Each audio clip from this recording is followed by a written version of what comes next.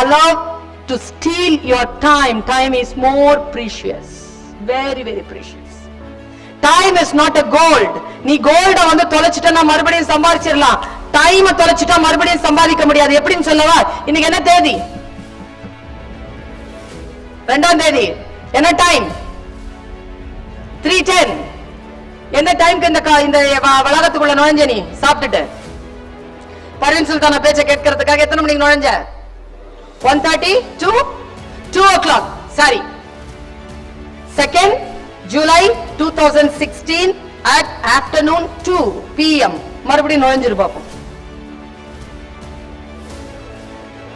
உலகத்துல என்ன வேணாலும் மறுபடியும் செய்யலாம். You cannot step the river twice.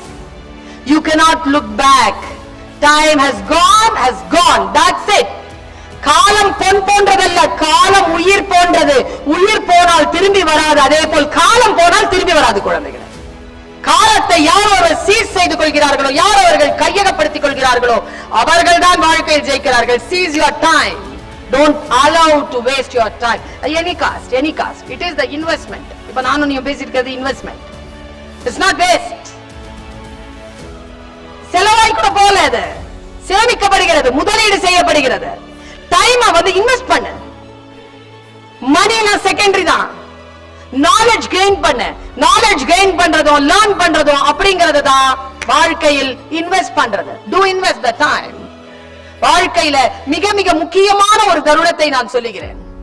இந்த உலகத்துல நீ சொல்றல்ல, இன்னைக்கு எனக்கு ஹாப்பி பர்த்டே. பர்த்டேவே பெருசு உனக்கு. இல்ல ஹாப்பி பர்த்டே எப்படி வந்துச்சு? நீ பிறந்ததுக்கு நான் எதுக்கு சந்தோஷப்படணும்? இன்னொரு விஷயம் சொல்றேன், பர்த்டேயை விட மிக முக்கியமானது எந்த டே தெரியுமா? நீ ஏன் பிறந்தேன்னு இந்த உலகத்துக்கு சொல்ற நாள். அதான் முக்கியமே தவிர உன் பர்த்டே முக்கியம் இல்ல. Don't celebrate your birthday. Rather than you celebrate your victorious day. You celebrate your successful day. நீ சக்சஸ்ஃபுல் ஆகிறதுக்கு எனக்கு தெரிஞ்ச ஒரு அம்மாங்க, பழனி அம்மாள் அவங்க பேர். இன்னைக்கும் நீ சிதம்பரம்ல போனா பார்க்கலாம். கிழக்கு வீதி தெருவுல அவங்களுடைய கிளினிக் இருக்கு. She must be 90. She's a gynecologist. நான் அவங்கள போய் பார்த்தேன். அவங்க கிட்ட கேட்டேன், அவ்வளவு காலத்துக்கு முன்னால இந்த சின்ன கிராமத்துல எப்படி நீங்க டாக்டர் ஆனீங்க?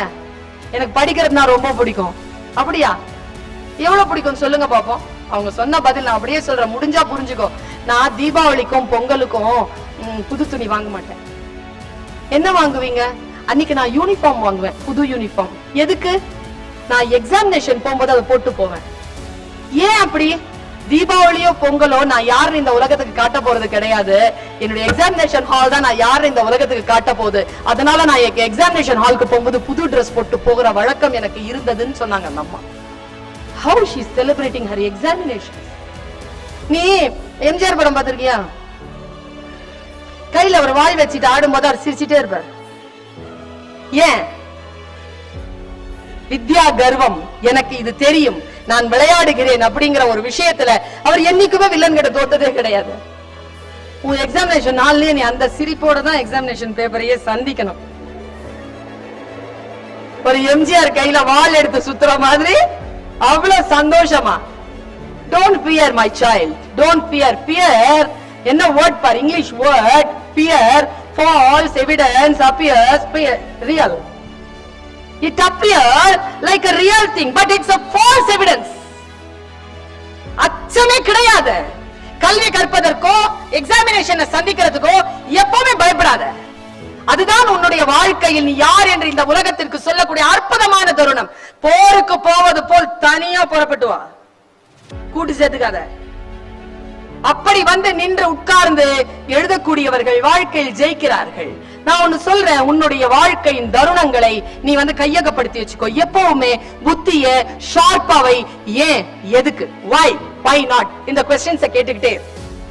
ஏன் இப்படி இருக்கிறது, ஏன் இப்படி இருக்க கூடாது, இந்த விஷயம் என்ன? ப்ராசஸ் தான், ரிசல்ட் முக்கியம் இல்ல, ப்ராசஸ் தான் முக்கியம். ப்ராசஸ் என்ஜாய் பண்ணு, படிக்கிற ப்ராசஸ் என்ஜாய் பண்ணு. ரிசல்ட் தானா வந்துரும், டிஃபால்ட்டா ரிசல்ட் வந்துரும். உன்னுடைய வாழ்க்கையில் நீ என்ஜாய் பண்ற மொமெண்ட், நான் சொல்ற உண்மையா, என் வயதிற்கு வரும்பொழுது உனக்கு தெரியும், உன் வாழ்க்கையில் நீ மகிழ்ச்சியாக இருந்த தருணங்கள் இந்த வயது தருணங்கள் தான். இங்க முட்டி முட்டி மோதி மோதி படித்த தருணங்கள் தான் உன் வாழ்க்கை மிக இனிமையான தருணங்கள் என்று பின்னால் வரும்போது உனக்கு தெரியும். அப்ப நான் நினைச்சுக்க இதுவே இவ்வளவு கஷ்டமா இருக்குது, இதுக்கு அப்புறமா வரும்போது இதுவே அவ்வளவு சுலபமா இருக்கிற மாதிரி தெரியும்னா அப்ப எவ்வளவு பெரிய பெரிய விஷயங்களை நீ சந்திக்க போகிறாய். அதற்கு உன்னை தயார்படுத்திக் கொள். ரொம்ப ஜாலியா, ரொம்ப ஜோவியலா படி. Don't waste your time. Don't waste your time in this gadgets. Cricket பாப்பியா? விளையாடுவியா பாப்பியா? ரெண்டுமே செய்வ. ரெண்டுக்குள்ள எது அதிகமா செய்வ? விளையாடுவியா? நிஜமா? சரி, ஞாயிற்றுக்கிழமை காலையில கிரவுண்ட்ல எல்லாருமே வந்து உனக்காக காத்திருக்காங்க. திடீர்னு வந்து உனக்கு ஒரு லைவ் டெலிகாஸ்ட் வந்துருச்சு, இந்தியா வெர்சஸ் ஆஸ்திரேலியா. பாகிஸ்தான் வேணாடா, அது ஒரு சொத்த டீம், அத போய் ஜெயிச்சு என்ன பண்ண போறோம்? ஆஸ்திரேலியாவே வச்சுப்போம். Australia versus India. ரொம்ப பிடித்தமான இந்தியன் கேப்டன் தோனி. தோனிடா டேய், தோனி. தோனி ஆடுறாரு. இப்ப உனக்கு போன் வருது, டாஸ் ஜெயிச்சிட்டோம், ஓபனிங் நடக்குது, கிரிக்கெட் ஆரம்பிச்சிருச்சு. அப்படி பார்த்துட்டு உட்கார்ந்துட்டு இருக்கிற, கிரிக்கெட் போயிட்டே இருக்குது, பயங்கரமா போயிட்டு உனக்கு போன் வருது. ஏய் கிரவுண்டுக்கு வரலையா? என்ன சொல்வ? டேய் ஏடா போன, மேட்ச் முடிச்சிட்டு வர, இப்படிதான் சொல்லுவ. எங்க வீட்டுல என் அண்ணன் பையன், நான் ஒரு நாள் இப்படி உள்ள வந்தேங்க, இந்தியன் கிரிக்கெட் இது பேட்ஸ்மேன் ஒருத்தன் அவுட் ஆயிட்டான். நான் உள்ள வந்தா அவுட் ஆயிட்டான். உடனே இல்ல, அத்த don't come here, just go. நீ வந்தா இவன் அவுட் ஆகுறான், நீ போ அப்படிங்கிறான். நான் உள்ள வந்தா அவன் அவுட் ஆகுறான்.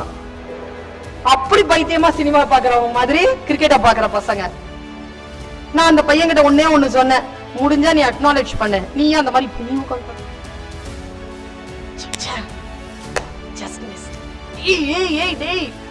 இப்படி தலகாணிய மடியில வச்சுக்கிட்டு என்ன ஆக போகுது? அப்படி உயிரை விட்டு பார்த்து எவனா வேணாம் ஓ, அவன் இது போட்டுருவான், அட்வர்டைஸ்மெண்ட் போட்டுருவான். என்ன ஆகும்?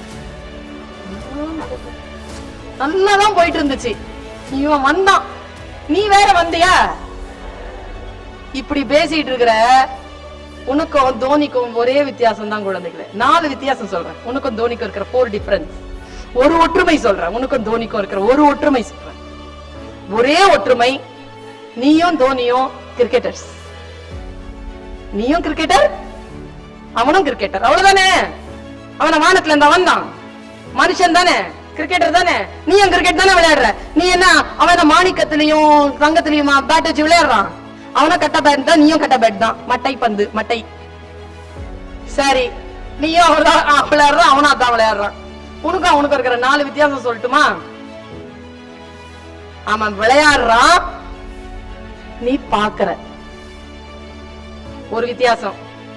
2வது வித்தியாசம், அவன் சுவிட்சர்லாந்து, அமெரிக்கா, ஆஸ்திரேலியா, சவுத் ஆப்பிரிக்கான்னு போய் போய் விளையாடுறான்.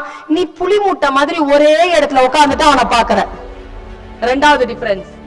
3வது டிஃபரன்ஸ், அவன் ஆடும்போது சம்பாதிக்கிறான். இப்ப நீ அங்க பேசினா சம்பாதிக்கிற, நான் இங்க பேசினா சம்பாதிக்கிறேன். பேசணும், சம்பாதிக்கிற மாதிரி பேசணும். சம்பாதிக்கிற மாதிரி இல்ல பேசக்கூடாது, இல்ல பேசக்கூடாது. அவன் ஆடுறான், சம்பாதிக்கிறான், நீ செலவு பண்ணிட்டு பாக்குற. 4வது டிஃபரன்ஸ், அவன் ஒவ்வொரு ஆட்டத்திலும் புகழை சம்பாதிக்கிறான். நீ ஒரு கெட்ட வார்த்தையாவது கேட்காம உங்க அம்மா அப்பா கிட்ட இருந்து அந்த மேட்சை முடிக்க போறது கிடையாது. உனக்கும் அவனுக்கும் இருக்கிற டிஃபரன்ஸ் இதுதான். நான் ஒன்னே ஒண்ணு சொல்றேன், இறங்கி ஆடு. ஆடு. உன்னுடைய கோர்ட், உன்னுடைய பீச், உன்னுடைய விஷயங்கள்ல உன்னுடைய பேட், உன்னுடைய பால் ஆடுங்கறனா. வேடிக்கை பார்ப்பதை விடு, ஆடு. நான் பேசி பேசி பழகினேன். மற்றவர்களை பார்ப்பேன், எப்ப தெரியுமா? இயக்கிறதுக்காக பார்க்க மாட்டேன், ஸ்டைல், அவங்களுடைய ஸ்டைல். ஓகே, ரொம்ப பிடிக்கும். அதுக்காக கற்றுக்கொள்வதற்காக தான் பார்ப்பேனே தவிர என்டர்டெயின்மென்ட்காக நான் எதையும் பார்த்ததே கிடையாது. என்டர்டெயின்மென்ட்காக உன்னுடைய டைமை செலவழிக்காத, யாரையும் பார்த்து வியக்காத. நீ இந்த கராத்தே கிட்ல பாத்தியா? ஒரு பாம்பு ஆடிக்கிட்டு இருக்க, ஒரு பொண்ணு ஆடிட்டு இருப்பா. அதை பார்த்துட்டு அந்த பையன் ஓடி போய் ஜாக்கி சான் கிட்ட சொல்லுவா, master master, that woman is dancing like a snake master அப்படிமா. உடனே அவர் சொல்லுவாரு, no child, that the woman is not dancing like a snake, but the snake is dancing like a woman. அப்படிம்பாரு. நமக்கான செய்தி என்ன தெரியுமா? இந்த உலகம் ஆடுற மாதிரி எல்லாம் நாம ஆடக்கூடாது. நாம ஆடுற மாதிரி இந்த உலகம் ஆடணும். அப்படி ஆட்டத்தை ஆடணும். அப்படி ஆட வேண்டும் என்றால் என்ன செல்ஃப் கான்பிடன்ஸ், எந்த அளவிற்கு உழைப்பு, எந்த அளவிற்கு பயிற்சி உங்களுக்கு இருக்கணும். மனதில் இருக்கக்கூடிய விஷயங்களில் சில விஷயங்கள் ஓபன் ஆக்கு. வாயின கேளு. நான் ஒரு கதையோட நான் நிறைவு செய்றேன். எனக்கான நேரம் நெருங்குகிறது. ரொம்ப ரொம்ப பிடித்தமான கதை. நீங்க வாட்ஸ்அப்பை பயன்படுத்த கூடாதுன்னு நான் சொல்லிட்டேன். வாட்ஸ்அப்ல இது ரொம்ப ஃபேமஸ். இந்த கதை ரொம்ப ஃபேமஸ். இந்த கதை நான் ஹாங்காங்ல பேசினது. நான் எப்பவுமே எனக்கு ரொம்ப பிடிக்கும். எனக்கு டைம் பாஸ் கிடையாது குழந்தைகளை. பொழுதுபோக்கு கெட்ட வார்த்தை அது தெரியுமா உனக்கு? சும்மா இருந்தாலே போயிடும். நீ என்னத்துக்கு போகிற? இப்போ நீ போக்குனியா? 1:30 மணிக்கு வந்த, 2 ஆச்சு, 3 ஆச்சு, 3:30 ஆயிடுச்சு. இதோ கொஞ்ச நேரத்துல தொத்தி விட்டுருவாங்க. இல்ல அவ்வளவுதான் போகணும். அதுவும் நீ அடுத்த மார்ச் ஏப்ரல் வரைக்கும் தான் இந்த ஸ்கூல்ல வச்சுட்டு இருப்பாங்க. அப்புறம் துரத்தி விட்டுருவாங்க. போகணும். அவ்வளவுதான். அந்த அந்த அந்த அந்த விஷயங்கள் இருக்கு இல்லையா? அது வந்து நம்மள எந்த விதத்துல வந்து அதை யூஸ் பண்ணிக்கணும் அப்படிங்கறதுல வந்து ரொம்ப மன தெளிவுல இருக்கணும். எனக்கு வந்து பொழுதுபோக்கு கிடையாது. ஆனா எனக்கு என்டர்டெயின்மெண்ட் இருக்கு. என்டர்டெயின்மெண்ட் இல்லாம எப்படிங்க இருக்கிறது? இப்ப நான் பேசுறது கூட தான் கேக்குறீங்க. நம்ம நல்லா பேசுது இல்ல அப்படின்னு என்டர்டெயின்மெண்டா எத்தனை பேர் பாத்துட்டு இருக்கீங்க? சொல்றது பேசுறது கேக்குறீங்களோ இல்லையோ? என்டர்டெயின்மெண்ட் இல்லாம மனசு ரொம்ப வாடி போயிருங்க. we need entertainment. என்னோட என்டர்டெயின்மெண்ட் என்னவா இருக்கு தெரியுமா? என்னோட என்டர்டெயின்மெண்ட் என்னன்னா, நீ சொன்னா ஆச்சரியப்படுவ, தள்ள அடிச்சுக்குவ. Book reading. ஐயோ இத போய் என்டர்டெயின்மெண்ட் இந்த அம்மா சொல்லுது. ஒரு நாளைக்கு 4 மணி நேரம் படிப்பேன். இவ்வளவு பெரிய பேக் இருக்குன்னா 3 புக் இருக்கு உள்ள. ஒரு புக் இல்லாம இன்னொரு புக், இன்னொரு புக் இல்லாம இன்னொரு புக் படிச்சுக்கிட்டே இருப்பேன். கிளாஸ்க்கு இல்ல, தனித்தனியான புக்ஸ். ஏதாவது ஒரு புக் படிக்கிறதுனா எனக்கு அப்படி ஒரு இன்டாக்சிகேஷன், எனக்கு போதை. சில பேருக்கு வந்து வேற வேற விதங்களில் போதை இருக்கு. எனக்கு வந்து படிக்கிறது போதை. எதுல இருந்து வந்து தெரியுமா இந்த போதை? எங்க அண்ணன் இருக்கிறான் இப்போ. அவன் என்ன விட 6 வயசு பெரியவன். நான் 6th ஸ்டாண்டர்ட், அவன் 11th ஸ்டாண்டர்ட். அவர் வந்து லெண்டிங் லைப்ரரியில போய் புக்கு எடுத்துட்டு வருவாரு. எங்க வீடு 2வது மொட்டை மாடியில ஷீட் வீடு. தண்ணியே கிடையாது ராயப்பேட்டால, சென்னையில. நான் படிக்கும் போதெல்லாம் தண்ணி கிடையாது. கீழே இருந்து போய் குடமா எடுத்துட்டு வரணும். 16 குடம் எடுத்துட்டு வரணும். அது எங்க அண்ணன் தான் எடுத்துட்டு. எங்க அண்ணன் ரொம்ப அழகா இருப்பான். அப்பவே ரகுவரன் மாதிரியே இருப்பான். ரகுவரன் எல்லாம் ஒரு அழகான்னு கேக்குறியா? எனக்கு எங்க அண்ணன் அழகு தானே. அப்படி உயரமா இருப்பான். அவன் வந்து எப்படி தெரியுமா, அந்த சைக்கிள்ல வந்து அந்த பின்னால அந்த பானை இருக்குல்ல, அந்த பிளாஸ்டிக் குடம், அதை வந்து கயிறு கட்டிட்டு 3 கட்டுவான். 1 2 3 1 2 6 குடம் எடுத்துட்டு வருவான். சைக்கிள அழுத்தி எடுத்துட்டு வந்துருவான். எடுத்துட்டு வந்துட்டு அந்த 2 குடத்தை எடுத்துட்டு இப்படி சைட்ல ஏறுவான். இந்த மாடிப்படிய மேல இருந்து பாப்பேன். சா எவ்வளவு அழகா எடுத்துட்டு வரான் பாருன்னு சொல்லி நினைப்பான். அவன் விறுவிறுக்கு எடுத்துட்டு வந்து அப்படியே வச்சிடும். அப்படியே மசில்ஸ் எல்லாம் அப்படி இருக்கும் அவனுக்கு. +1லயே அப்படி வந்து வச்சிருப்பான். அவன் எல்லாம் அதை வச்சு அந்த வேலை தவிர்த்து எந்த வேலையும் செய்ய மாட்டான். அந்த ஒரு வேலைதான். அதெல்லாம் முடிச்சுட்டு வந்துட்டு உட்காந்து படிப்பாரு. அவரு பின்னால பார்த்தா கவர்ச்சியான முகப்பட்ட இருக்கும். ஒற்றை கண் அரக்கன். ஒரே ஒரு கண்ணெல்லாம் போட்டிருக்கும். சதக் சதக் அப்படின்ற ரத்தம் போற மாதிரி கிரைம் நாவல் அப்படின்னு எழுதியிருக்கோம். எனக்கு ரொம்ப ஆசை அது ஒரு நாளாவது எடுத்து படிக்கணும்னு. தரவே மாட்டான் பாருங்க. எங்க வைப்பான்னு தெரியாது. படிப்பான், எங்கேயோ சொருகிப்பான், இப்படி பாக்கெட்லயே வச்சுப்பான், போயிடுவான். எங்கேயோ அவன் பின்னால வச்சுப்பான், சட்டைக்குள்ள போட்டுக்குவான். எங்க கண்ணில கூட விட மாட்டாங்க. மத்த யார்? எனக்கு ஒரு அண்ணன், ஒரு அக்கா, ஒரு தம்பி, ஒரு தங்கச்சி. வீடு கும்பலா இருக்கும். யாருமே கண்டுக்க மாட்டாங்க. நான் மட்டும் அவங்க கிட்ட போய், அண்ணன் அந்த புக்க கூட, ஏய் ஓ அப்படிமா, அண்ணே பிளீஸ் அது கூட. புக் வேணுமா உனக்கு? 12 வயசுங்க எனக்கு. 12 வயசு. புக் வேணுமா உனக்கு? மரியாதை எப்படி அப்படிமா? மறுபடியும் எல்லாம் அந்த தூண்ட சாஞ்சிக்கிட்ட, அண்ணே அவனுக்கு சின்ன வயசுல எனக்கு பாய் அப்படி, முஸ்லிம்ஸ் உருது ஸ்பீக்கிங் வீட்டுல பாய் அப்படின்னு சொல்ல வராதுல்ல. நான் வந்து எனக்கு மழல மாறுற வரைக்கும் அவனை ஆய் அப்படின்னு கூப்பிட்டு இருந்தேன். அவனை கலாய்க்கணும்னா அண்ணான்னு கூப்பிட மாட்டேன், ஆய் அப்படின்னு கூப்பிடுவேன். அவனுக்கு கோபம் வரும். ஏய் ஒழுங்கா கூப்பிட முடியுமா? அப்படியே தூண்ல சாஞ்சிட்டு ஆய். கூட அப்படின்னா ஒத்துக்கவே மாட்டாங்க. அவன் கடைசி தொல்லை தீரணும்னு ஒரே விஷயம் சொன்னான், 25 பைசா கொடுத்தரேன் அப்படின்னா. 25 பைசாவா? ஏன் கட்டியா? காசு எங்க இருந்து வரும்? அவன் சொல்ல, உனக்கு தெரியுமா இந்த புக்கு 25 பைசா நான் லெண்டிங் லைப்ரரியில இருந்து வாங்கிட்டு வரேன், உனக்கு எப்படி ஃப்ரீயா கொடுக்கறது? ஒரு நாள் இப்படி கேக்குறான், என் மூளை வேலை செய்யுது. டேய், நானும் வேலை செய்யல, நீயும் வேலை செய்யல, உன்கிட்ட மட்டும் எப்படி 25 பைசா வருது? ஓ, அவன் தான் மார்க்கெட்டுக்கு போவான், அவனுக்கு எப்படி வருதுன்னு தெரிஞ்சிருச்சு எனக்கு. அவன் கிட்ட சொன்ன, அண்ணா என்கிட்ட காசு இல்ல, நீ என்ன வேலை சொல்லு நான் செய்யறேன். என்ன வேலையும் செய்வியா? சரி. அப்போ கீழே இருந்து நான் தண்ணி கொண்டாந்து வச்சிருவேன், மேல எடுத்துட்டு வருவியா? எங்க இத்துணூண்டு இருப்பேங்க நானு, ஒல்லியா, இப்ப இருக்கிற மாதிரி இருக்க மாட்டேன், ஒல்லியா இத்துணூண்டு இருப்பேன். அந்த பெரிய குடம் இவ்வளவு பெருசா இருக்கும், அந்த குடம் எனக்கு அவ்வளவு பெருசா இருக்கும். அந்த குடத்தை எப்படிங்க எடுத்துட்டு வர்றது?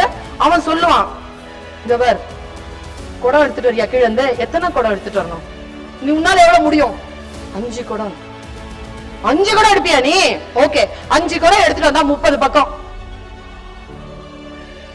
சரி, அந்த தண்ணிய முக்கி முனகி மேல எடுத்துட்டு வந்து 5 குடம் எடுத்து வச்ச உடனே அந்த புக்கு தருவாங்க.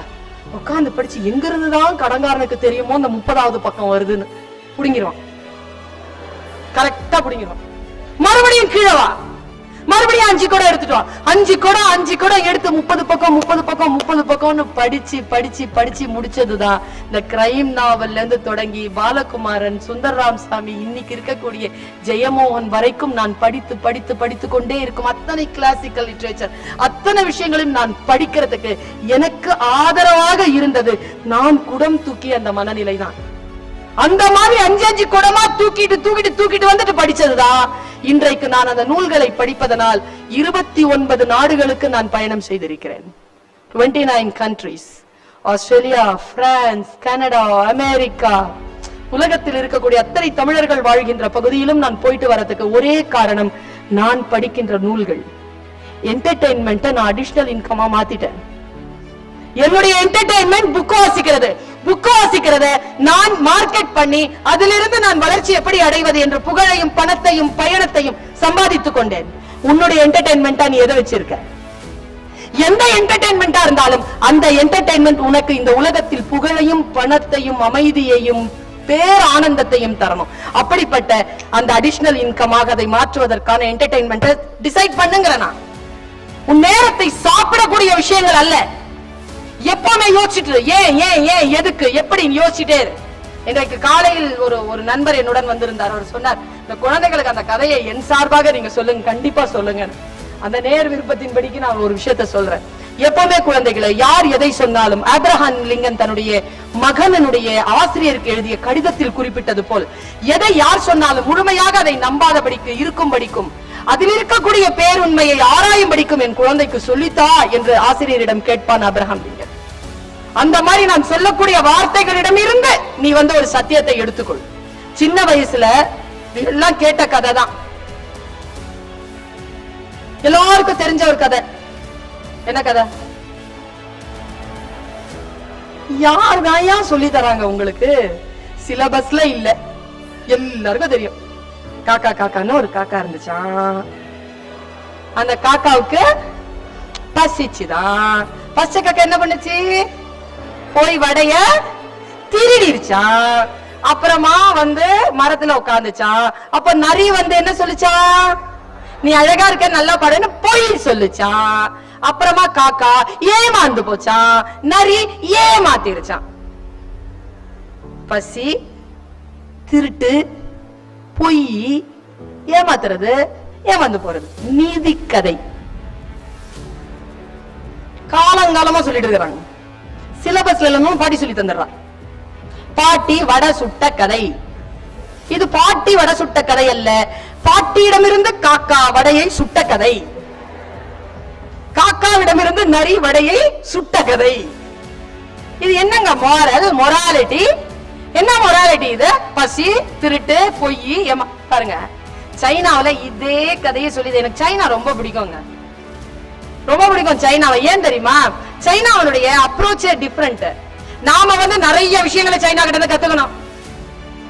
உண்மையா சொல்றேன், பல விஷயங்களை கத்துக்கணும். இன்னைக்கும் இந்திய அரசாங்கம் வரைக்கும் கற்றுக்கொள்ள வேண்டும் அதனுடைய ஐடியாலஜிய. அவன் சொல்றான் பார், நாம 7 ல இருந்து 9 போமா கணக்கு சொல்லு. 7ல இருந்து 9 போகுமா? அது என்ன பண்ணலாம்? பக்கத்துல இருந்து கடன் வாங்கு. சரி, கடன் வாங்கினியே திருப்பி கொடுத்தியா? கடன் தானே வாங்கின. காலங்கால கடன் வாங்கு, கடன் வாங்கு, கடன் வாங்கு. நாய் சேகர் மாதிரி நாய் சேகர் வை. கடன் வாங்கு, கடன் வாங்கு, கடன் வாங்கு. என்னது? கடன் வாங்கினா திருப்பி கொடுக்கணும்ல. இங்க பாருங்க, இவர் வந்து இறங்கின, சூடா ஒரு கப் காபி கொடுத்தாரு, பசியா இருந்தது, அடங்கிருச்சு. செய்த உதவி. போனுக்கு கொஞ்சம் சார்ஜ் பண்ணிருங்க சார் சொன்ன 200 ரூபாய் சார்ஜ் பண்ணிருக்காரு. வீட்டுக்கு போய் அந்த 200 ரூபாய் திருப்பி அனுப்பணும். நல்லா ஞாபகம், அவர் கொடுத்த காப்பியும் அவர் கொடுத்த 200 ரூபாயும் ஒண்ணு இல்ல. பாரு, சைனால என்ன சொல்றாங்க பாரு, 7 வீட்டுக்கு 9ஆம் நம்பர் வந்திருக்குதான். உடனே 7 தவிக்குதான். ஐயோ, நம்ம வீட்டுக்கு யாரோ வந்துட்டாங்களே, நம்ம கிட்ட இருந்து ஒண்ணு குடுக்கணுமே, நம்ம கிட்ட இல்லையேன்னு தவிக்கும் போது நாம என்ன சொல்லி தரோம்? பக்கத்துல உனக்கு கடன் வாங்கணும். அங்க அப்படி சொல்லி தரல. அங்க என்ன சொல்லி தராங்கன்னா, அப்படி 7 தவிக்கும் பொழுது பக்கத்தில் இருக்கும் ஒரு எண் தண்ணில் இருந்து ஒன்றை தந்து உதவும். தருமா? இது தருமா? நான் ஏங்குறது இல்ல, இது தரும். இப்போ அவர் கொடுத்த காபி இருக்குல்ல, சூப்பரா இருந்துச்சு. நான் வீட்டுக்கு போயிட்டு சரவணா பவன்ல இருந்து ஒரு காஃபி வாங்கி பேக் பண்ணி இவர் காமிச்சிருவா. 200 ரூபீஸ் எப்படியும் பேங்க்ல போட போறேன். 200 ரூபீஸ் என்பது கடன், உரியவர்களுக்கு திருப்பி தர வேண்டும். ஆனால் பசித்த பொழுது எனக்கு அவர் தந்த காஃபி உதவி. என் முன்னால் பசியோடு யாரேனும் வந்தால் அதை அவர்களுக்கு திருப்பி தந்து விட வேண்டும். இதுதான் அடிப்படையில் தார்மீக பொறுப்பு. Morality in education. மேத்தமேட்டிக்ஸ் அப்படி சொல்லி தராங்க சைனால பாருங்க. இதே காக்கா கதை எப்படி சொல்லி தராங்க குழந்தைகளை. ரொம்ப அலர்ட்டா கேளுங்க, நான் முடிக்க போகிறேன். அங்கே காக்கான்னு ஒரு காக்கா இருந்தது. சைனா காக்காங்கிறதுனால கண்ணு கொஞ்சம் இப்படி இருக்கும், சரியா? அந்த காக்கா வந்து நேரா வந்து பசிக்குது. அந்த காக்கா, பசிச்ச காக்கா நேரா தூரத்துல இருந்து ஏதோ ஒரு புகை வர மாதிரி இருக்க. ஐயோ பாட்டி, அப்படி நேரா போய், பாட்டி அங்க வடை சுடுவாள், நேரா பாட்டி கிட்ட போய் உட்காருது. ஃபர்ஸ்ட் சொல்லி தரா பாரு குழந்தை கிட்ட, ஒரு அம்மா, ஒரு டீச்சர், ஒரு பாட்டி.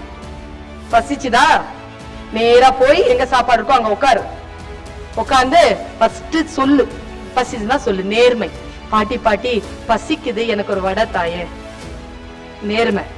பாட்டி சொல்றா, இரு காக்கா, ஈர வரக வச்சு கஷ்டப்பட்டுட்டு இருக்கேன், வடை சுட்ட உடனே தரேன் அப்படின்னு யோசிக்குது காக்கா. நமக்கு ஹெல்ப் பண்றேன்னு சொன்ன இந்த பாட்டிக்கு நாம ஹெல்ப் பண்ணலாமே, நமக்கு தான் கூடு கட்ட தெரியுமே என்று போய் காய்ந்த சுள்ளிகளை கொண்டு வந்து போட்டது காக்கை. உழைப்பு, நேர்மை, பசி, நேர்மை, உழைப்பு. உழைத்த காக்கை காத்துட்டு இருக்கு. பாட்டி அந்த சுள்ளி எடுத்து வடை சுட்டுட்டா. வடை சுட்ட ஜோர்ல காக்காய மறந்துட்டா பாட்டி. ஏன்னா அது கம்யூனிச நாடு, முதலாளித்துவம், கேபிட்டலைசேஷன். அந்த முதலாளித்துவத்தில் தான் சுட்ட வடையை அந்த தொழிலாளிக்கு தராமல் ஏமாற்றுகிறாள் பாட்டி. உடனே காக்கை கேட்கிறது, தொழிலாளர் உரிமை. ஏ பாட்டி, நான் முதலில் கேட்டது பிச்சை, இப்பொழுது நான் கேட்கிறேன், நான் உழைத்த உழைப்பிற்கு கூலி கொடு. உரிமை. வாங்கி கொண்டு, ஐயோ சாரிடா ராஜா மறந்துட்டேன் என்று சொல்லிட்டு வடைய கொடுக்கிறா பாட்டி. வடையை எடுத்துட்டு காக்கா மேல போய் உட்காருது. மேல போய் உட்கார்ந்த உடனே எல்லா நாடுகளிலும் போய் சொல்லுகின்றவர் ஏமாற்றுகிறவர்கள் இருக்கிறாங்க தானே. அங்கேயும் ஒரு சைனா நரி வந்துட்டு சொல்லுச்சு, காக்கா நீ அழகா இருக்கிறியே, நல்லா பாடுறையாம, நீ ஒரு பாட்டு பாட. அப்படியா அப்படின்னு சொல்லிட்டு வாயை திறந்துச்சு காக்கா. வடை கீழே விழுந்தது. நம்ம கதையை அதோட முடிச்சோம் தானே. சைனாக்கார முடிக்கல பாரு கதைய. கீழே விழுந்தது. நரி வாயில கவிர்ச்சி. அந்த ஒரு வினாடி பாக்குது காக்கா, அடே நான் உழைத்த உழைப்பை இன்னொருவன் திருடுவதா என்று சுய விழிப்புணர்வு கொள்ளுகிறது. தொழிலாளர் விழிப்புணர்வு அடைந்தவுடன் கா என்று கத்துகிறது காக்கை. அங்கே 1000 காக்கைகள் கூடின. யூனியன். 1000 காக்கைகள் கூடியவுடன் என்ன ஆயிற்று? கதை இப்படி முடிக்கிறார்கள் அந்த நாட்டில். குழந்தைகளே, அந்த காட்டில் அந்த ஒரு காக்கைக்கு தான் உழைத்த உழைப்பிற்கான அந்த கூலி மட்டும் திரும்ப கிடைக்கவில்லை. அந்த சாதாரண தொழிலாளியை ஏமாற்ற வேண்டும் என்று திட்டம் போட்ட நரி அந்த 1000 காக்கைகளுக்கு உணவானது என்று சொல்லி முடித்தார்கள். அதான் கம்யூனிசம். அதான் ரெட் கலர்ல இருக்குது. இப்படி சொல்லி முடிக்கிறார்கள் அந்த கதையை குழந்தைகளே. யார் எதை சொன்னாலும், ஏன், எதற்கு, ஏன் இப்படி இல்லை, ஏன் இப்படி இருக்க வேண்டும், நம் நாட்டில் ஏன் இவ்வளவு இழிநிலை இருக்கிறது, நீ கொஸ்டின் கேளு. என் பையன் என்கிட்ட கேட்டான் 7 வயசுல, குடிக்கிறது தப்பு தானே, ஆமா, அப்ப ஏன் குடிக்காதன்னு சொல்றவங்கள அரசாங்கம் ஜெயில போடுது? குழந்தை கேட்டான் கேள்வியை, நீங்களும் கேளுங்கள். ஏன்பா வெளிநாட்டுல யூரின் நோ டாய்லெட் நீ ரோட்ல போனா உனக்கு ஃபைன், அவன் கட்டி வச்சிருக்கிற கட்டடத்துக்குள்ள போனா ஃப்ரீ. நம்ம ஊர்ல வெளியில போனா ஃப்ரீ, கட்டடத்துக்குள்ள போனா ஃபைன். ஏன் கேளுங்கிற நான் ரைஸ் क्वेश्चंस. எதற்காக நம் நாடு இப்படி இருக்கிறது? ஏன் என்னென்ன மாற்றங்கள் வர வேண்டும்? அறிவியல், இலக்கியம், பொருளாதாரம், வணிகம், வரலாறு, இதில் எல்லாம் என்னென்ன மாற்றங்கள் நிகழ வேண்டும் என்கின்ற நோக்கிலே நீ படி. +2 படிச்சு பாஸ் பண்ணிட்டு வேற ஒரு டிகிரிக்கு போறதுக்காக மட்டும் அல்ல இந்த படிப்பு. உன்னுடைய லெவல்ல நீ அபவ் ஆக்கிக்கோ. நான் உண்மையா நான் நம்புறேங்க, இந்த 17 வயது இந்த 16 வயது தான் உண்மையிலேயே மிக முக்கியமான வயது. உன்னுடைய மிக முக்கியமான அந்த குவாலிட்டி, உன்னுடைய மைண்ட் குவாலிட்டியை ஆன் பண்ணி வை. எப்பொழுதுமே விழித்திரு. நான் நம்புகிறேன் சிகரம் உங்கள் உயரம் என்று நான் கொடுத்த தலைப்பிற்கான முடிவில் நிற்கிறேன். சிகரம் என்பது உன் உயரம் தான். இன்னைக்கு சொல்லிட்டு போற இந்த ரகசியத்தை, யாரோ ஒருவன் தொட்ட சிகரத்தை தொடுவதல்ல சிகரம் தொடுவார்கள். உன் உயரத்தின் எல்லையை தொடுவதுதான் சிகரம் தொடுவது. யார் ஒருவர் தன் உயரத்தின் எல்லையை தொடுகிறாரோ, நீ 80 மார்க் வாங்குற பிள்ளையா இருந்தா நீ 75 மார்க் வாங்கிட்டு சாவவே கூடாது. 80 வாங்கிட்டு தான் போகணும். நீ 75 வாங்காம இருன்னு சொல்றது மாதிரி நீ 90 வாங்க வேண்டிய அவசியம் இல்ல. 80 நீ வாங்கிட்டேன்னா நீ சிகரம் தொட்ட மனுஷி. உன்னுடைய ஹைட்டை நீ ரீச் பண்ணிட. உன்னுடைய டீச்சர்ஸ் உங்ககிட்ட சொல்ற வார்த்தை தெரியுமா? உன்னால இதுக்கு மேலேயும் மதிப்பெண்கள் வாங்க முடியும், கொஞ்சம் முயற்சி செஞ்சா நீ நல்லா படிப்ப, நீ பண்ண மாட்டேங்கிற என்று ஒரு ஆசிரியை உனக்கு சொல்லுகிறார் என்றால் உன் சிகரத்தை தொடுவதற்காக அவர் உனக்கு வழிகாட்டுகிறார் என்ற அர்த்தம். உன் சிகரத்தின் எல்லையை நீ தொட்டு நில். அடுத்த முறை நான் சந்திக்கின்ற பொழுது நீ உன் சிகரத்தின் எல்லையில் நின்று கொண்டு வெற்றி கொடி நட்டுக் கொண்டிருப்பாய். நானும் என் சிகரத்தின் உச்சத்தில் நின்று கொண்டு அதே வெற்றி கொடியோடு உன்னை சந்திப்பேன். அந்த சந்திப்பு நிச்சயம் நிகழும். மிகப்பெரிய வெற்றி விழாவில் +2 முடிக்கின்ற பொழுது மீண்டும் நான் உன்னை சந்திப்பேன். அந்த வாய்ப்பை வல்ல இறைவன் எனக்கு தருவான் என்கின்ற நம்பிக்கையோடு உங்கள் அத்துணை பேருக்கும் வாழ்த்து சொல்லி விடைபெறுகிறேன். நன்றி, வணக்கம்.